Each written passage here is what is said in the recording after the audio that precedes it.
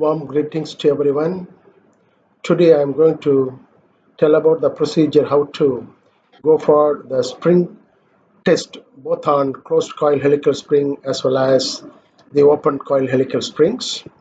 You know that the difference between the open coil helical springs and the closed coil helical spring, which have a n number of wires, whether each wires are touch each other or it is close each other. So in the case of closed coil helical springs, all the wires are almost touching each other, so that you can able to conduct the tension test in the case of the closed coil helical spring.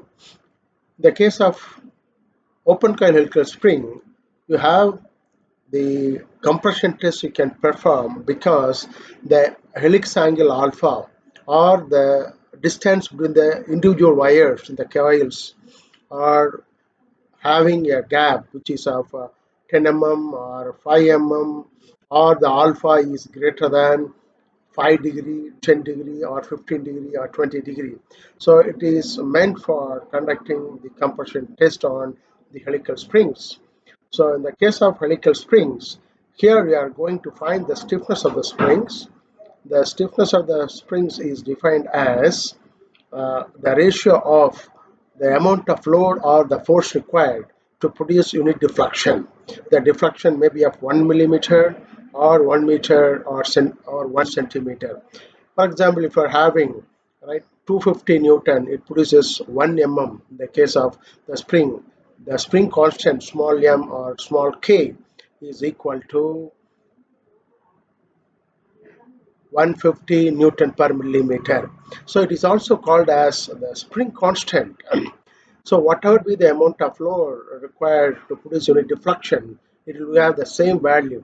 If you are able to find the corresponding value of a load increment in the case of a spring testing machine, which will be used to conduct the open coil helical spring as well as the closed coil helical spring. Uh, for each and every increment of load, we can able to find in the case of a tension or compression spring testing machine, right? In the case of the load applied and the unit deflection we can able to measure. Definitely you can find for each an increment of load, for example 5 kgf, 10 kgf, 15 kgf, 20 kgf, 25 kgf, up to 50 or kgf, and for each and every incremental load you find them corresponding the deflection observed either in the linear scale or in the case of the dial gauge. You can take the reading and multiply by the corresponding list count. You will get the deflection of or the deformation in terms of millimeter or centimeter.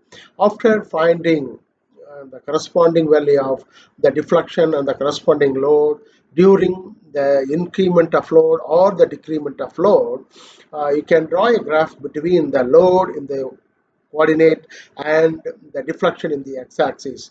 And for the decrement of load also, for example 50 kgf, 45, 40 kgf up to 0, you can find the corresponding the deflection each corresponding to the load. So you can find the same value of spring constant or stiffness can be arrived from the slope, that is load versus deflection. Load applied is capital W and deflection in the x-axis. Based on the number of readings, you can able to find the spring constant on the stiffness of the spring in terms of Newton per millimeter or kilonewton per meter or kgf per centimeter. Nowadays we are using the SI unit only. So that is the deflection performed in the case of a spring testing machine, both in the case of closed coil and open coil helical spring. So in the case of a closed coil helical spring, the deflection can be determined using the equation delta is equal to 64 W R cube into N divided by G into small d power 4, where delta is the deflection measured in mm or meter or centimeter, and W is the applied load in kilonewton or Newton or kgf. Then small n is the number of number of wires in the spring coil, and capital D is the it is outer diameter of the coil, and small d is the inner diameter of the coil, so which have either 10 turns or 15 turns or 20 turns based on the applications which is required in the case of two-wheeler or in the case of any other application of machine. And you can find the number of wires in the coil. Then capital D plus small d divided by 2, that gives the mean diameter, that is something but capital D dash. So that is the inner diameter of the coil plus outer diameter of the coil divided by 2. So that gives the mean diameter of the spring coil. Uh, from that you can find the mean radius capital R. Capital R is the mean radius of the coil. It is not mean diameter of the wire. Mean diameter of the wire I call it as small d dash. So you can use this equation to find the deflection. And capital G is equal to shear modulus of the given spring.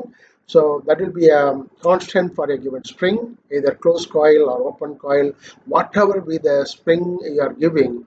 For that, the spring constant or the K value will vary from spring to spring. That is capital G or capital N or capital C is the shear modulus. You know, the shear modulus is nothing but the ratio of shear stress to shear strain.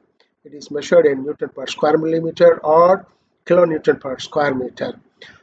So this is the procedure how to conduct the test on the open coil or closed coil helical spring. The spring may be of any diameter, either 5 mm or 10 mm or 15 centimeter, whatever it is. And you can also find the alpha value, the helix angle. Helix angle is nothing but the longitudinal axis, that is vertically you are putting it. You can find the longitudinal axis. Then you find the perpendicular to the vertical axis and to the inclined wire of the spring, that gives the alpha or pi, that is the called as the helix angle of the given spring. Helix angle in the case of closed coil helical string, almost it will be 0 or 1 or 2 degree only. In the case of open coil helical string, which is meant for the compression test, it will be of 5 degree, 10 degree or 20 degree or 25 degree. You cannot neglect the value of alpha in the case of open coil helical spring. But in the case of closed coil helical spring, the alpha value will be very, very small. We can take that tan alpha is equal to alpha value. So it will be a 0 value. So tan alpha 0 is equal to, what is that value? Tan alpha is nothing but sin alpha by cos alpha. Sin 0 degree by cos 0 degree means what? It will be 0, right? So tan alpha will be 0.